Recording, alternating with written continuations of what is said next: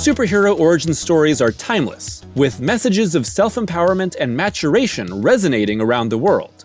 But it's when these classic themes are recontextualized through unique cultural and generational lenses that they take on new, unexpected life. For Kamala Khan, the teenage girl known to the world as Ms. Marvel, small-time adventures and the struggle to balance religion, culture, self-perception, and superheroics come together to create a fresh, inspiring take on classic comic book archetypes.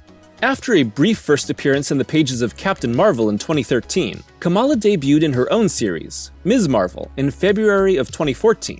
Here, we find our 16-year-old soon-to-be hero living out an average life in Jersey City, dealing with school, family, and friends. And as an everyday teenager obsessed with the heroes that fly overhead, Kamala herself is a fan, writing her own fanfiction about the Avengers and dreaming of being like her idol, Captain Marvel, aka Carol Danvers. But if life wasn't difficult enough already being a high schooler, Kamala's entire life is turned upside down one fateful night. Exposed to the Terrigen Mists, a mutagen that activates powers in anyone who contains the Inhuman gene, Kamala suddenly has abilities she's long idolized. With these elements, creators Sana Amanat, G. Willow Wilson, and Adrian Alphona recreate a classic superhero origin story that reflects what life would be like for a teenager coming of age and into powers today. When combined with Kamala's status as a young Pakistani-American Muslim girl, the classic superhero origin story is given a fresh outlook from a perspective that is uncommon in modern mainstream superhero stories. Throughout the 19 issues of the first volume of Ms. Marvel, which will be our focus here, Wilson creates a story that is focused on small challenges, incremental changes, and intimate relationships. This small superhero scope collides with big teenage feelings to create a story where self-empowerment and healthy relationships become the true agents of positive change, not superpowers.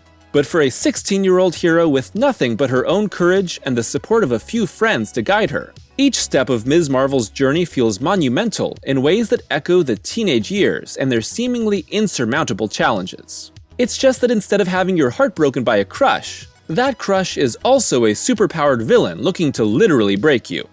Wilson's focus on everyday relationships and the comic's setting in Jersey City, just outside the Marvel superhero hub of Manhattan, underlines Ms. Marvel's small but relatable focus on one young woman. Kamala is on the outside looking in, a superhero fan who suddenly becomes a minor hero fighting minor threats. The fate of the world isn't on her shoulders, but the fate of the corner market may be. These small-time adventures are given life by Adrian Alphona's art, which is warm, sweet, and filled with sight gags. The characters feel like real people, but with enough caricature to be a step away from reality. When images take on a wider angle, he lessens the details and increases the cartoonish qualities. But Alphona's slightly sketchy, thinly lined characters are also richly detailed, maintaining a relatability for Kamala and her supporting cast of characters. And that sketchiness extends to the panels and their layouts as well, with Alphona applying fast and loose borders with panels often slightly overlapping one another. The layouts are simple and don't really call attention to themselves, but their collage-like appearance makes the art of Ms. Marvel feel homey and friendly in ways similar to its writing. Colorist Ian Herring's soft but vibrant inks blend with the art of Ms. Marvel to make this comic feel like a warm hug. It's a loving, positive comic, and one whose central heroine makes the biggest impact on her community by being loving and positive. It's only appropriate that the art feels similarly inviting. Marvel Comics, like any publisher attempting to stay relevant as readers shift in demographics and age, has always tried to create new characters that appeal to various aspects of their readership. In recent years, they've worked to create characters that capture the spark of relatability created by Spider-Man in the 60s for the tastes of younger readers today.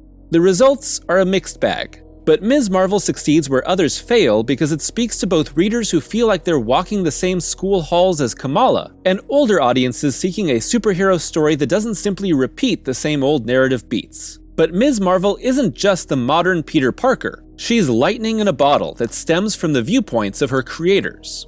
Kamala's uniqueness is due to the dynamics created by editor Sana Amanat's own experiences growing up in a Pakistani-American home, which is what gave life to the idea of Kamala Khan in the first place, and writer G. Willow Wilson's strong grasp on the young female Muslim voice, having converted to Islam when she was 20 and walking the tricky line of being Muslim in the comic book industry post 9/11.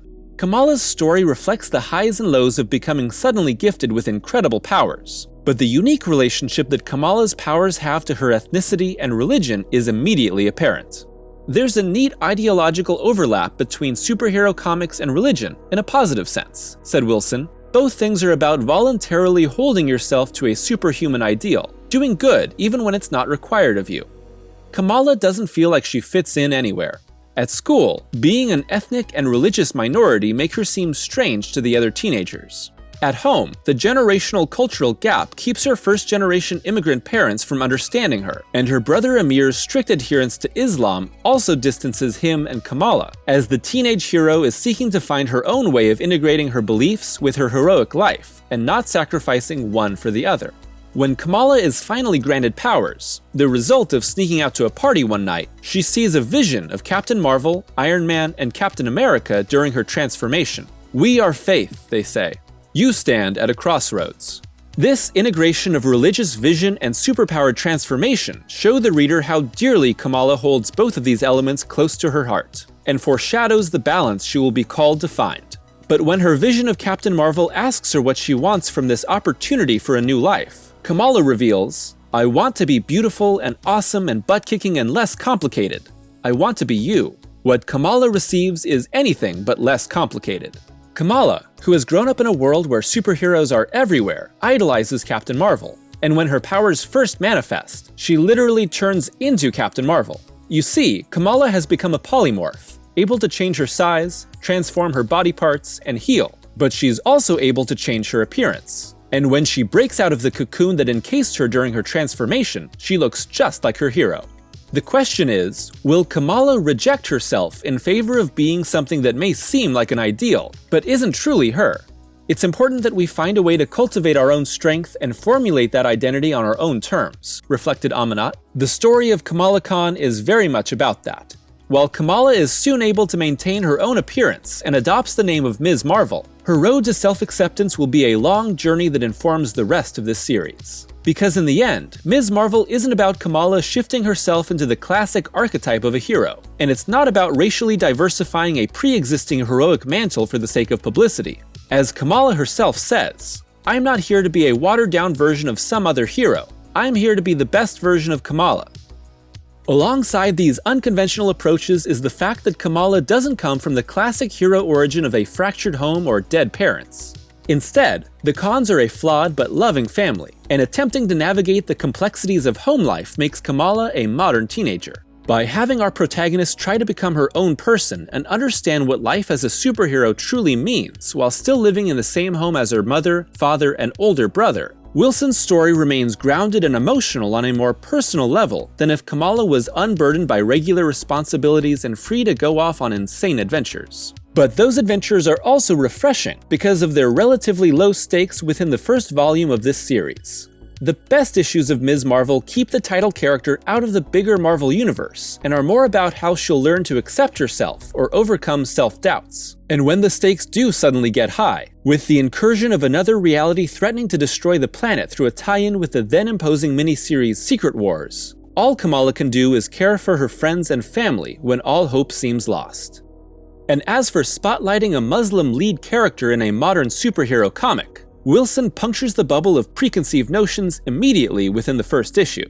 Kamala and her friends Nakia and Bruno run into popular high schoolers Zoe and Josh, who immediately show how strange they think they all are, and just how little they know about other cultures. But Kamala's beliefs are simply a natural part of her life, and even give her pause when it comes to using any sort of violence as Ms. Marvel. Kamala's eternal struggle to find balance and adapt as a second-generation immigrant is given literal form in her polymorph powers. First using them to change herself entirely, and then to assert her own unique strengths as a young woman. For a girl that feels alien in her community, her home, and even her own body, Kamala's growth in accepting herself and becoming powerful on her own terms is inspiring because it is due to self-empowerment over assimilation, and that empowerment ties into her religion as well. Kamala's Muslim beliefs are an integral part of her identity, her family, her views on the world, and the people in it. It makes her unique in the way she approaches her powers and responsibilities, and that shouldn't make her any less relatable to those that don't share the same background.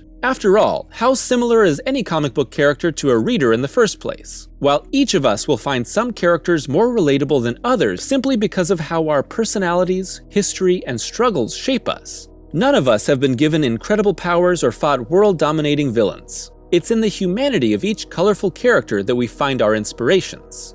Having Kamala be a teenage Pakistani-American Muslim woman provides an increased sense of relatability to a group of readers who may not have seen someone like them before on the comic book page.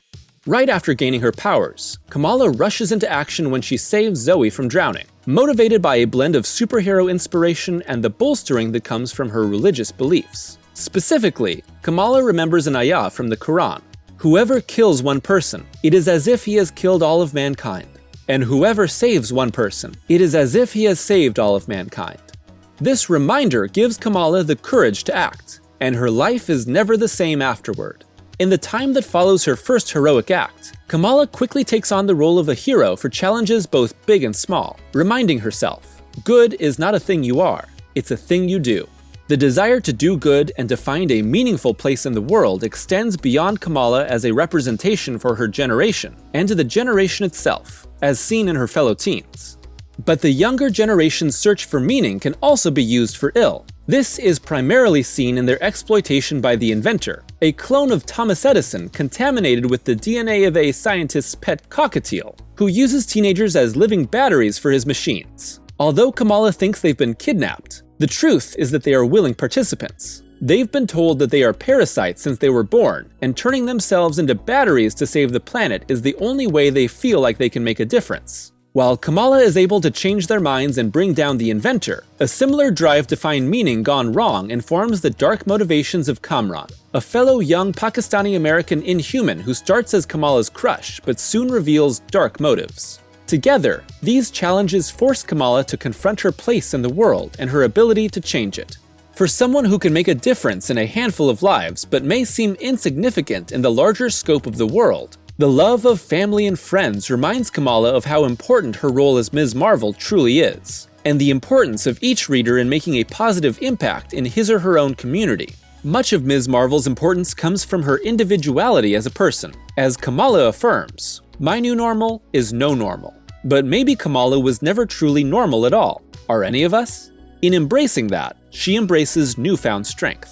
These are all elements that, when added together, create a character that made waves in her debut and became one of those rare recent creations that seems poised to remain integral to comic books for years to come, standing shoulder to shoulder with countless, more proven long-term characters. But the importance of Ms. Marvel is not just about creating a hero for the younger generation to relate to. It's about creating an example of what is good within the next generation that older readers can believe in too.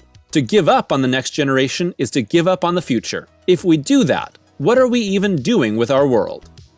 Courage, strength, honesty, compassion, and self-respect.